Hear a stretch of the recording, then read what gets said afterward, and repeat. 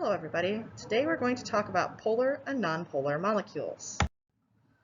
A nonpolar molecule is one where the charge is evenly distributed.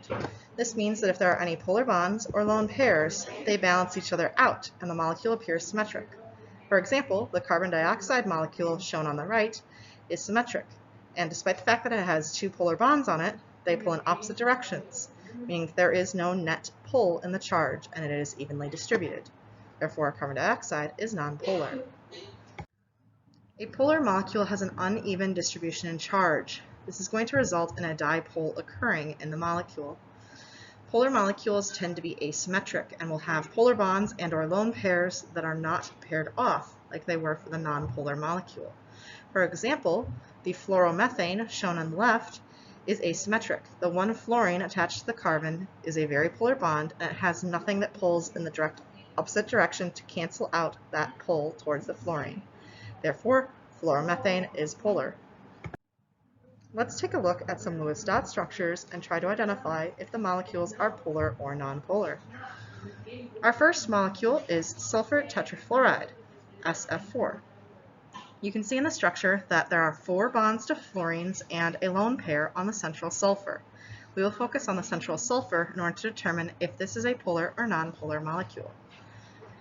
Each of the fluorine and sulfur bonds is polar, and some of them do pull in opposite directions.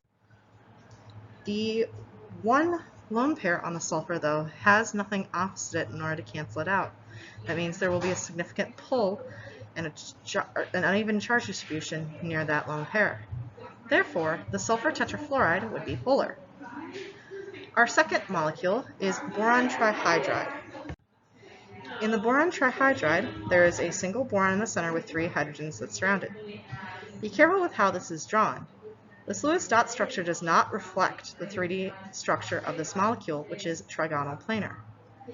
Since each of the hydrogens would be evenly distributed in the true shape of this molecule, and each of the boron and hydrogen bonds are mostly nonpolar, there is an even charge distribution, and boron trihydride will be nonpolar.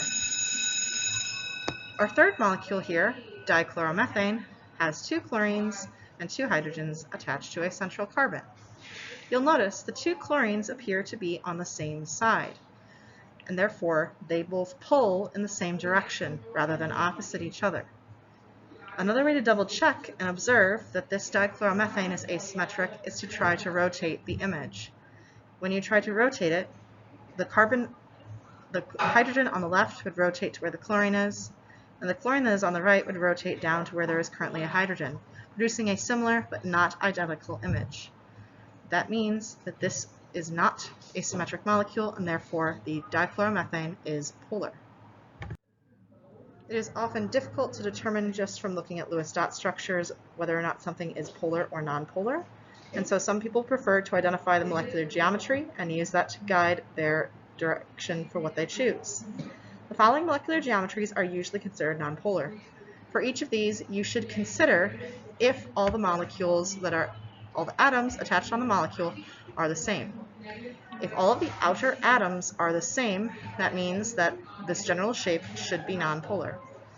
If, however, they do not match, like, for example, in the dichloromethane we saw on the previous page, then that would cause one of these to become polar, despite the fact that the shape is usually a nonpolar one.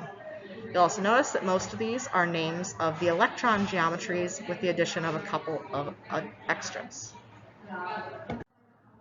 The following molecular geometries will always be polar.